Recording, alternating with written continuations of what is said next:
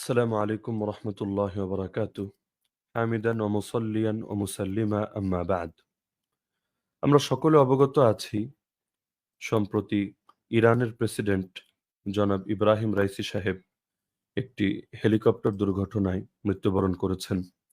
তো এটা নিয়ে আমাদের দেশে ইতিমধ্যে মিশ্র প্রতিক্রিয়া দেখা যাচ্ছে। অনেকে আলহামদুলিল্লাহ বলছে, অনেকে রহমতুল্লাহ আলাইহি পাঠ করছে। তো অতি সংক্ষেপে আমরা এই বিষয়ে আমাদের অবস্থানটা কি হওয়া উচিত সেটা ক্লিয়ার করছি ইনশাআল্লাহ। যে কোনো মানুষ তার ঈমানটা হলো মুখ্য বিষয়, তার নামটা মুখ্য বিষয় না। কাদিয়ানী যারা আছে তাদের নামও তো মুসলমানদেরই নাম। যারা আল্লাহ রাসূল সাল্লাল্লাহু আলাইহি ওয়াসাল্লামের শানে গালিগালাজ করছে এই দেশে নাস্তিকদের মধ্য থেকে, তাদের অনেকের নামও তো মুসলমানদেরই নাম। তো এখন ইব্রাহিম রাইসি সাহেব, তার সাথে আমাদের কারো ব্যক্তিগত কোনো শত্রুতা নেই, থাকার কোনো সুযোগও নেই।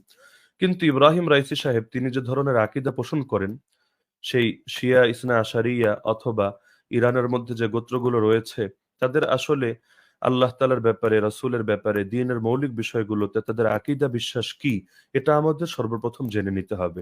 যদি আপনারা সুনিশ্চিতভাবে প্রমাণ পান যে তাদের আকীদা বিশ্বাস আহলে সুন্নাত ওয়াল জামাতের আকীদা বিশ্বাস, তাহলে অবশ্যই আপনারা এই মৃত্যুতে দিল খুলে মন খুলে দোয়া করবেন, শোক প্রকাশ করবেন, ইন্না লিল্লাহ পাঠ করবেন, রহমাতুল্লাহি আলাইহি বলবেন।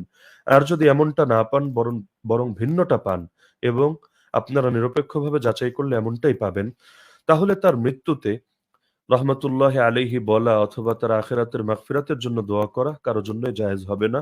এটা কোরআন দ্বারাও নিষিদ্ধ, হাদিস দ্বারাও নিষিদ্ধ, উম্মাহ সর্বসম্মতিক্রমে নিষিদ্ধ। হ্যাঁ, এখন দ্বীনের জন্য যদি তার অবদান থাকে সেটা আমরা অস্বীকার করি না, করার সুযোগও নেই।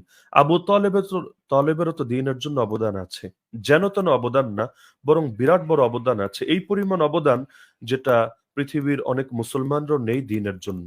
কিন্তু সেই আবু তলেবের জন্য ক্ষমা প্রার্থনা করা কি আপনাদের জন্য জায়েজ হবে? ইব্রাহিম আলাইহিস সালাম তার বাবার জন্য ক্ষমা প্রার্থনা করেছিলেন বা করার কথা বলেছিলেন, এ প্রেক্ষিতে আল্লাহ তাআলা তাকে পর্যন্ত হুঁশিয়ারি দিয়েছেন এবং কোরআন মাজিদের সূরা মুমতাহিনার মধ্যে আল্লাহ তাআলা মুমিনদেরকে বলেছেন যে ইব্রাহিমের এই কাজের মধ্যে তোমাদের কোনো আদর্শ নাই। ইল্লা কাওলা ইব্রাহিম আলি আবিহি আস্তাগফিরান্না লাক। ইব্রাহিম যে তার বাবাকে বলেছিল, বাবা অবশ্যই তোমার জন্য ক্ষমা প্রার্থনা করব, এতে তোমাদের জন্য কোনো আদর্শ নেই। সুতরাং সহিহ বুখারীর একটা হাদিস সামনে রেখেও আমরা বিষয়টা বুঝতে পারি। আল্লাহ রাসূল সাল্লাল্লাহু আলাইহি ওয়াসাল্লাম বলেন, ইন্নাল্লাহা লা ইউআইয়িদু হাযা ad-দীন বির-রাজুলিল ফাজির। নিশ্চয়ই আল্লাহ কখনো পাপিষ্ঠ লোকের দ্বারাও এই দ্বীনকে শক্তিশালী করেন। তো সুতরাং দ্বীনের জন্য যদি কেউ কোনো অবদান রেখেও যায়, তাহলে তার অবদানকে স্বীকার করে নিতে দোষের কিছু নেই। কিন্তু এর জন্য তার আখিরাতের ক্ষমা প্রার্থনা করা, তার মাগফিরাত কামনা করা, রাহিমাহুল্লাহ রাহমাতুল্লাহি আলাইহি পাঠ করা, এগুলো কিছুতেই জায়েজ হবে না, হওয়ার সুযোগও নেই। সুতরাং আকীদা বিশ্বাস সবার আগে, ইমোশন তারপরে। ইমোশনকে কেন্দ্র করে আকীদা বর্জন করা এটা কখনোই কোনো মুসলমানের শান হতে পারে না। হ্যাঁ, রাজনৈতিক এবং কূটনৈতিক শোকবার্তা এক্ষেত্রে ভিন্ন বিষয়। যদি কেউ এটা বলতে চান যে হামাস অথবা অমুক এবং তমুক সংগঠন তার মৃত্যুতে শোকবার্তা জানিয়েছে, তো শোকবার্তা জানানো রাজনৈতিক এবং কোনো কূটনৈতিক স্বার্থকে সামনে রেখে সেটা ভিন্ন বিষয়। আর কারো মৃত্যুতে আদর্শিকভাবে অন্তরে ব্যথা পেয়ে রাহিমাহুল্লাহ রাহমাতুল্লাহ আলী অথবা আল্লাহ তাকে ক্ষমা করুন ইত্যাদি দোয়া পাঠ করা ভিন্ন বিষয়। শরীয়তকে কিছুতেই বর্জন করা যাবে না, নিজের আবেগকে কিছুতেই শরীয়তের উপর প্রাধান্য দেওয়া যাবে না।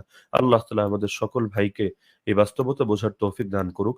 আবেগের জোয়ারে গা ভাসিয়ে দ্বীনের স্বার্থকে কোরবান না করার এই হিম্মত সবার মধ্যে পয়দা করুক। বিশেষ করে সিরিয়ার অনেক মুসলমানদের মধ্যে তো ঈদের আনন্দ বইতে শুরু করেছে, কারণ তারা কাজ থেকে বাস্তবতা জানতে পেরেছে, কে নামের মুসলমান, কে কাজের মুসলমান, তারা দেখতে পেরেছে। সবকিছুকে এক ক্যাটাগরিতে মাপবেন না। তাদের সাথে আহলে সুন্নাত ওয়াল জামায়াতের ইখতিলাফ, এই উগ্রবাদী রাফেজে শিয়াদের সাথে আহলে সুন্নাত ওয়াল জামায়াতের ইখতিলাফ, আর মাযহাবগুলোর পরস্পরের ইখতিলাফ অথবা বিভিন্ন মাসলাকের পরস্পরের ইখতিলাফ, এগুলোকে কখনোই এক ক্যাটাগরিতে ফেলবেন না। না হলে দুদিন পর বলবেন কাদিয়ানী আর সাধারণ মুসলমানের ইখতিলাফও সাধারণ ইখতিলাফ, তো মাসলাক যার যার, দ্বীন ইসলাম সবার। না, সব ক্ষেত্রে এই একই আলাপ চলবে না, বরঞ্চ বাস্তবতা বুঝতে হবে। যেখানে ঈমান এবং কুফরের সংঘাত, তাওহীদ এবং জাহেলিয়াতের সংঘাত, সেখানে অবশ্যই আপনাকে তাওহীদের পক্ষে থাকতে হবে, ঈমানের পক্ষে থাকতে হবে। হক আর বাতিলের মধ্যে কোনো নিরপেক্ষতা চলে না। আল্লাহ তাআলা সবাইকে বাস্তবতা বোঝার তৌফিক দান করুক। আমিন। ওয়া আখিরু দাওয়ানা আনিল হামদুলিল্লাহি রাব্বিল আলামিন।